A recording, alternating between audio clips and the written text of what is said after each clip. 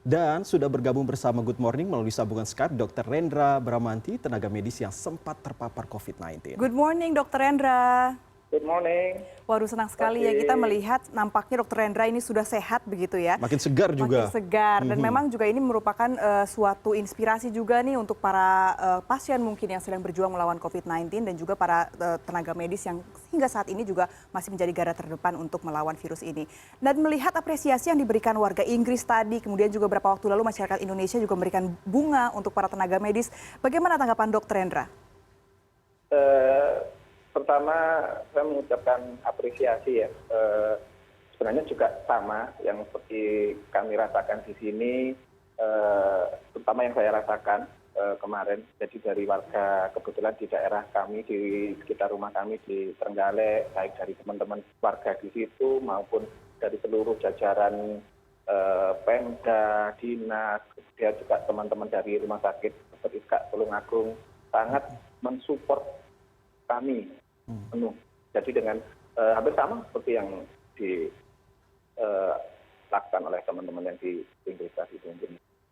Nah dokter, kan tentunya masyarakat juga banyak yang ingin tahu nih, gimana sih dokter ini bisa sampai terpapar COVID-19, lalu bisa sampai kembali lagi sembuh, karena selama ini kan orang banyak yang justru banyak yang drop begitu ya, apalagi kalau misalnya mendengarkan informasi-informasi negatif. Jadinya kalau misalnya kita ketahui bersama bahwa ya kalau misalnya informasi negatif yang kita dapatkan justru akan membuat kita semakin drop begitu. Nah dokter sendiri bagaimana ini? Jadi kalau mengenai bagaimana terpapar tadi, memang itu sudah resiko kami ya sebagai tenaga kesehatan, terutama kami di mikrobiologi klinik yang memang waktu itu bertugas mengambil sampling. Jadi pasien aspek COVID-19 ini ya, mengenai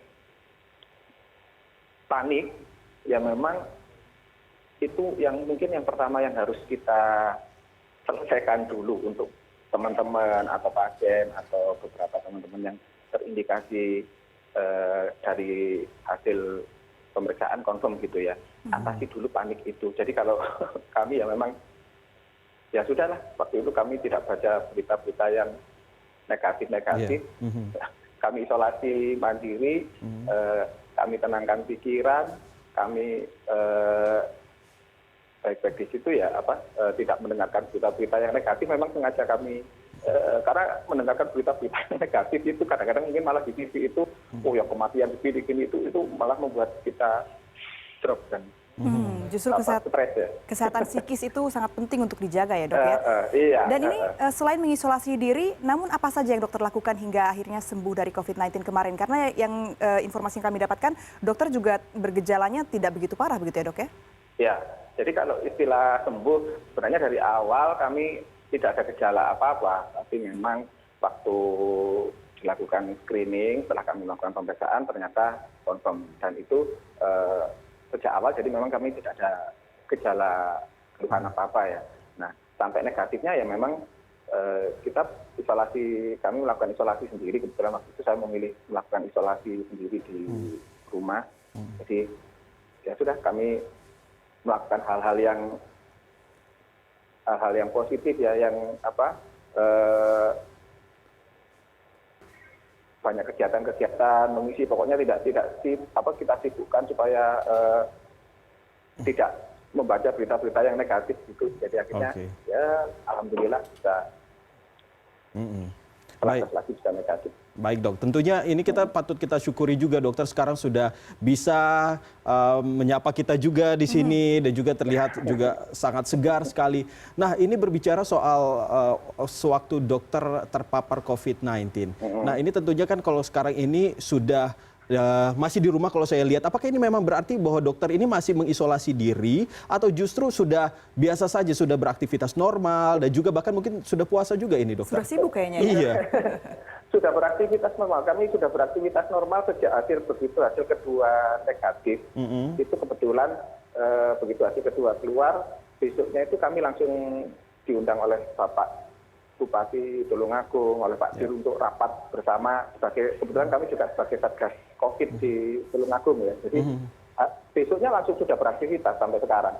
Ini sudah puasa hari ya mulai hari pertama sih kita ikut puasa. Oh, Luar biasa. Nah, Dokter Hendra, kami juga punya pertanyaan nih. Kabarnya menjadi salah satu yang mencetuskan ide terapi plasma darah untuk penanganan COVID-19. Boleh diceritakan lebih lanjut, Dok?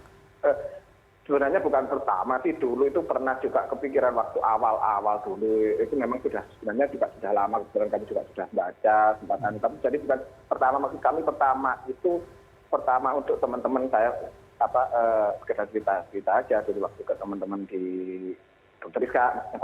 Next ini kayaknya ke depan bisa dari begini ini, karena mungkin bisa, harapannya bisa. Ternyata sekarang bisa beneran, sudah maksudnya sekarang sudah mulai akan ke arah ke sana. Oke. Gitu aja. Dan ini memang ibaratnya ini seperti donor aperesis gitu ya, Dok ya? Iya, betul. Nah, itu Iya. apakah memang untuk khusus dari pasien yang sebelumnya terpapar COVID-19 lalu sembuh, atau justru kita yang misalnya sebelumnya tidak terpapar COVID-19 juga bisa mendonorkan itu? Nah, itu harus dari pasien yang terpapar dan sembuh, karena yang dibutuhkan adalah antibodinya. Dan efektivitasnya seperti apa ini, Dok? Kalau efektivitasnya memang di beberapa, ya seperti yang sudah dicoba, yang beredar di medsos gitu ya, di China atau di Wuhan sendiri sudah pernah dicoba, beberapa memang baik. Tapi apakah di Indonesia kan belum pernah dilakukan itu. Oke. Baik, Dokter, terima kasih sudah berbagi informasi dengan kami, dan tentunya kita berharap agar kita semua selalu dijauhkan dari berbagai macam penyakit dan selalu sehat dan bahagia. Amin. Terima kasih banyak, Dokter Hendra, untuk waktunya di CNN Indonesia Good Morning.